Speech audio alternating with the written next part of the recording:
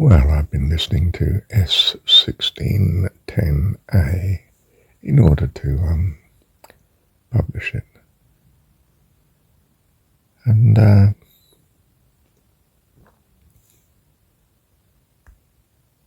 well, it reminds me that I'm currently listening to a series of videos. Well, watching, I suppose, but listening is what counts, isn't it? It's the words, I think, mostly.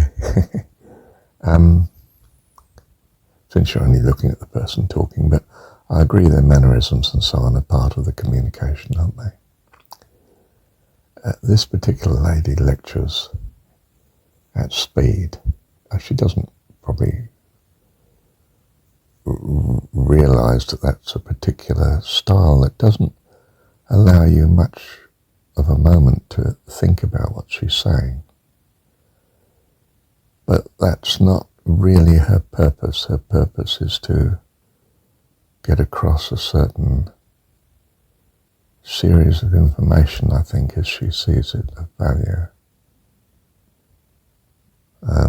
We can't absorb it easily without listening to it again and again, probably then. And it may not touch your heart. One thing she picked out in particular was that possibly the original gospel was something called the Gospel of Matthew. Not Matthew's Gospel as we have it now, but a sort of forerunner, which is not available to us, only bits that other people have quoted in the long distant past. And in a sort of similar way, she holds the view that there was,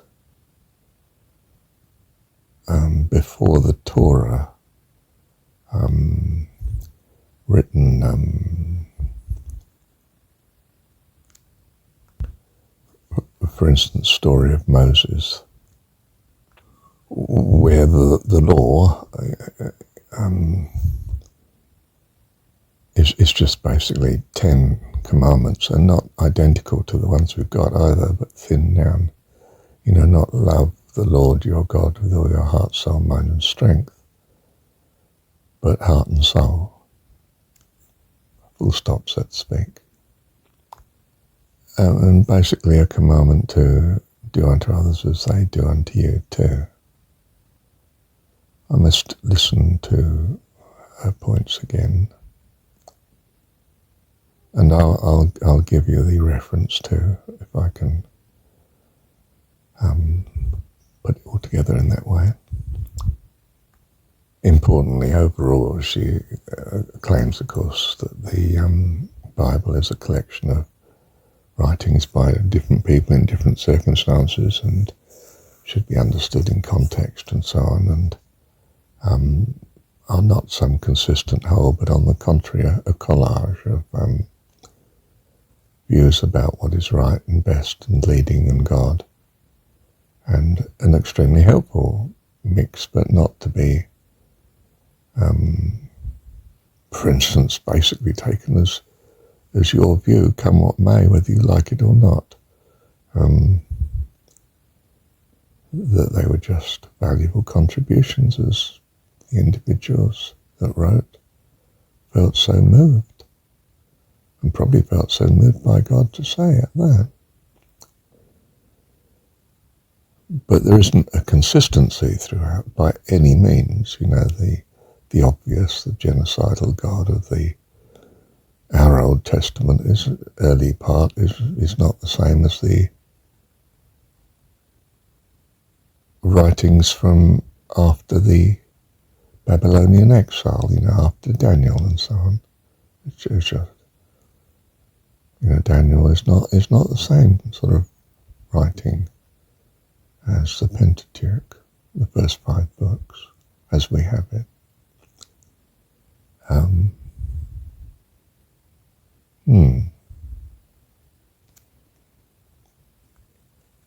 she gives a very good and comprehensive overview, I think.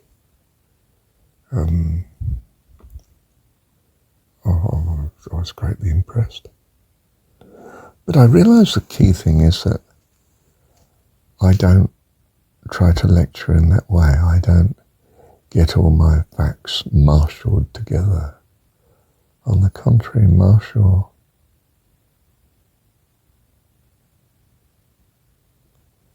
well, I come to commune with my students, my listeners. I'm not meant to be the authoritarian teacher. I'm meant to be a help in blessing them. So I would, in my mind, like to be an inspiration rather than actually some fact mind to be mined. You know, I do come up with any helpful things that I think will be helpful, but it's not my principal presence, which is I just want to bless, and that's not necessarily through helpful understanding, but something that inspires the love.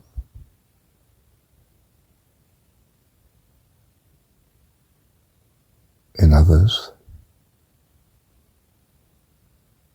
that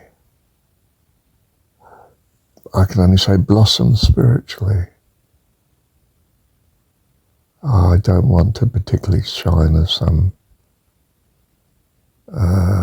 spiritual authority.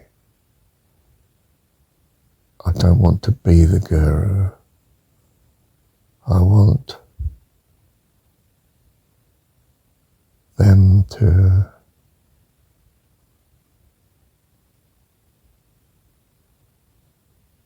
flourish with God,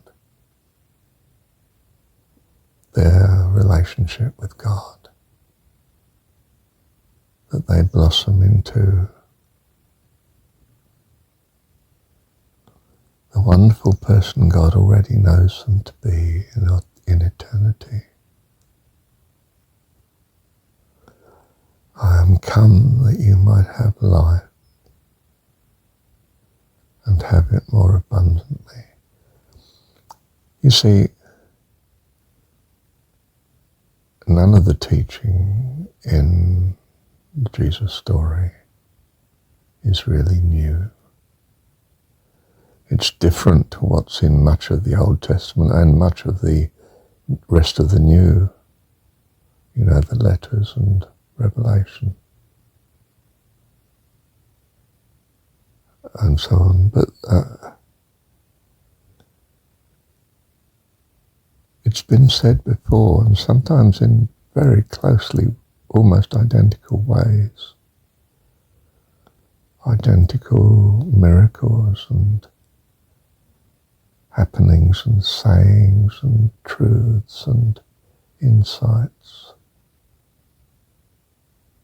They're not, in general, new.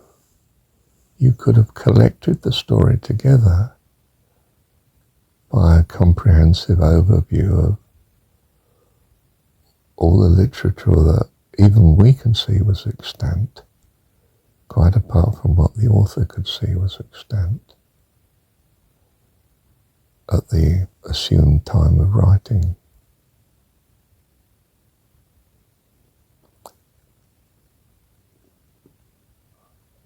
I think that's not I think it's a great blessing that this is so. That in some sense the truth has been with us perhaps always, but a long time. Not in written form necessarily, of course, but in in myth and in legend and story and anecdotes and so on.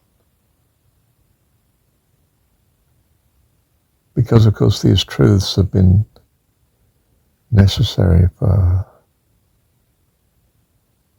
us way back in history to be blessed. And God has blessed us with it. And Jesus personifies this collage of truth. And in some ways, even the story is not that consistent, necessarily to the reader, at least, if at all.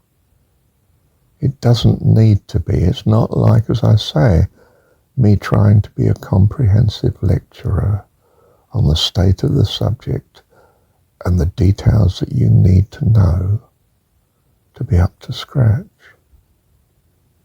It's not that. And the Jesus story is not that either. It's meant to be and is a tremendous inspiration.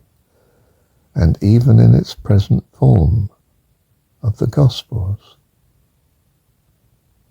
And in some sense, I'm thinking to say chaotic form. It's still an incredible blessing to so many people. And I do in my heart feel that a lot of the Christians to whom it's not a blessing is because they're focusing on other chunks of the Bible as if they were, as if they are of equal merit. It doesn't speak to me as so at all. I mean, sometimes it does. I mean, Paul's discourse on love is patient, love is kind, I mean, that really grabs me. His insistence that he's not under law, I actually feel I do indeed identify with. He says under grace, and yes, and I would take it a stage further and say because grace is a major part of love, isn't it? God's love for us. It's just everything.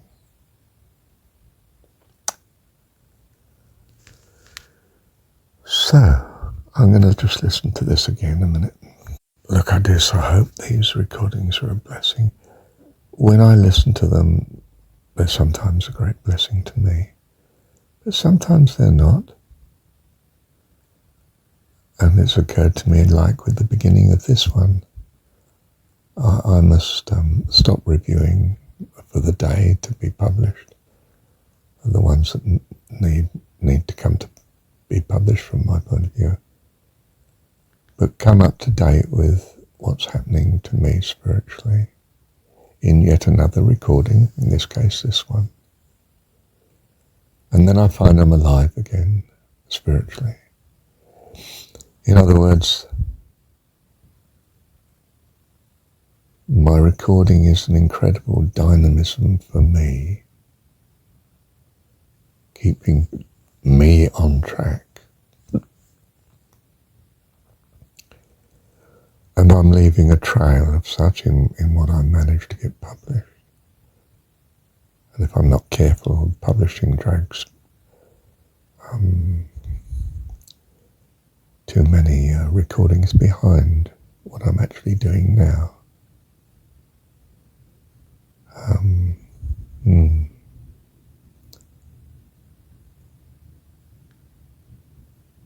But it's important for you too to realize most strongly that God does a greater thing in you than through you. It's lovely that you are motivated to bless others. But I've said he doesn't need you here to do that. He's having you do that because it's a tremendous blessing to you.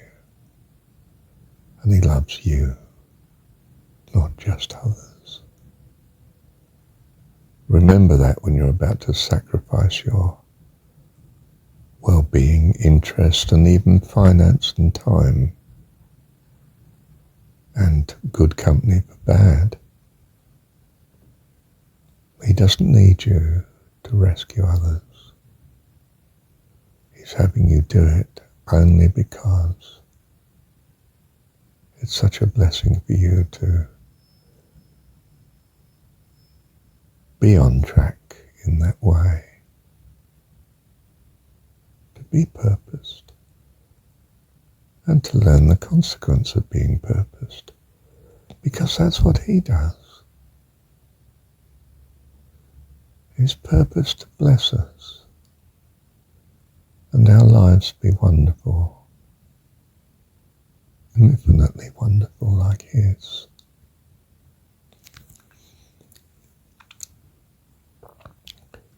And he gets great joy in doing that. In other words, it is a tremendous blessing to him, thank God. Thank you, Heavenly Dad, that this is your joy, to love and bless us.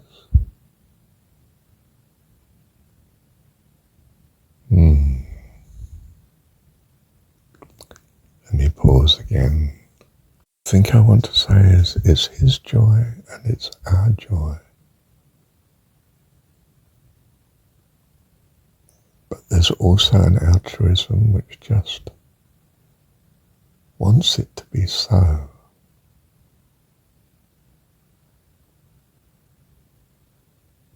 That others be blessed.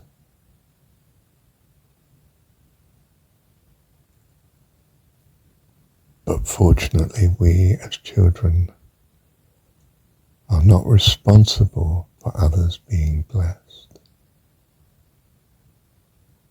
but simply working with God and enjoying relating to him in this way, in being part of others being blessed. We don't have to stress and fret and sacrifice ourselves in the blessing. On the contrary, the blessing in itself is meant to be a blessing to us as well. Otherwise, he can do it without us. There's no need for us to stress and strain. And he in his competence, of course, and love, doesn't find it a stress and a strain. So where you delight in helping another, that is wonderful. And where it doesn't seem to be to hand, as you see it, that's okay. You're trusting in his provision for all, not our own. Love you, Heavenly Dad. This is a note. I just want to add that it's not so much what you say or seem to achieve, it's who you are that inspires. Not in all people, I suppose, but in some people they would just relate to the way you think, the way you act, the way you are. Your person, you see. They're relating on a spiritual contact level, environment level, rather than knowledge and information level. Whereas we focus on information in much of our conversation. But the person likes you because the way you think, they start to get a feel for your values that are presumably in harmony with their own. And so I try to be, for instance, very informal when I talk, even if I give a public talk, like to a meeting. I try to run a discussion, interaction, and I try to be much trusting in what I share, that they may be blessed. Some won't be blessed, they'll just be irritated by it and not come again. Well, that's fine. And it's the same with the recordings. The recordings are better than public speaking because you can so easily walk away from it if you want. You don't have to feel enraged by this view. You simply flip over to another YouTube video and don't give this one a second thought, You're free in that sense. I'm not an imposition, you see. It's those that have ears to hear. Let them hear. I'm not ramming it down the neck of the rest of them.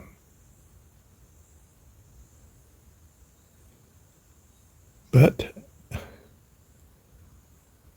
we have a chorus, reveal thyself, reveal thyself.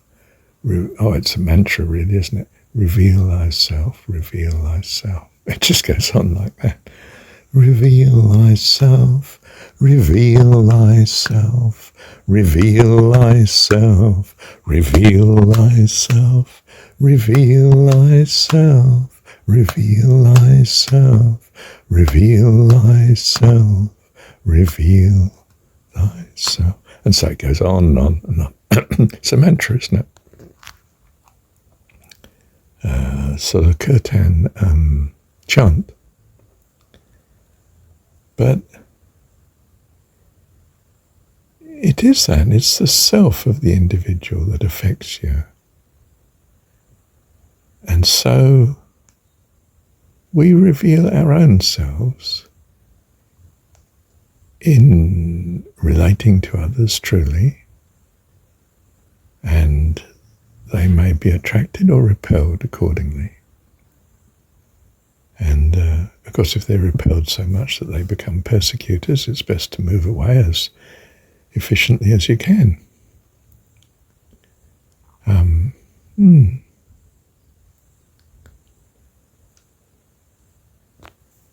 Suppose I'm almost relating to others as if they were myself, and I'm doing my best to be a blessing to them. I think if I formulate it into that is my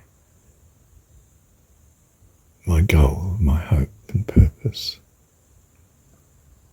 Thank you, Dad. Yes, it's not a public performance. And likewise,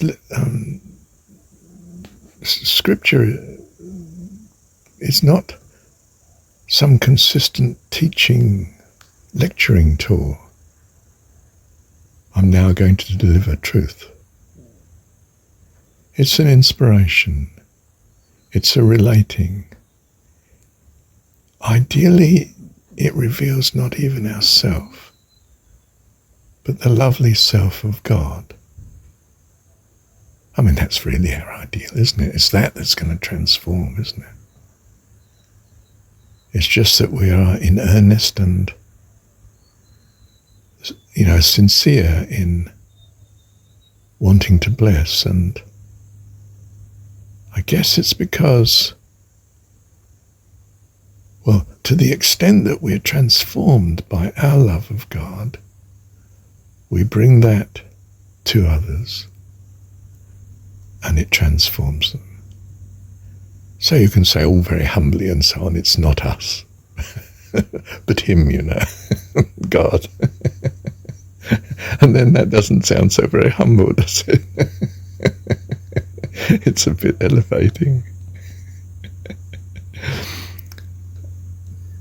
Don't be concerned about whether you have a good measure of humility or not.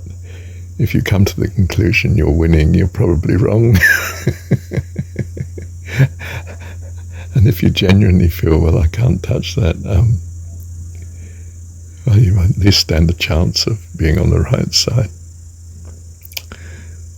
of humility. Look, we just want to bring the loveliness of God to people because it transforms them, doesn't it? And that's what we're sent to do. We tell them that God is their heavenly dad. Personifies what they understand to be all goodness.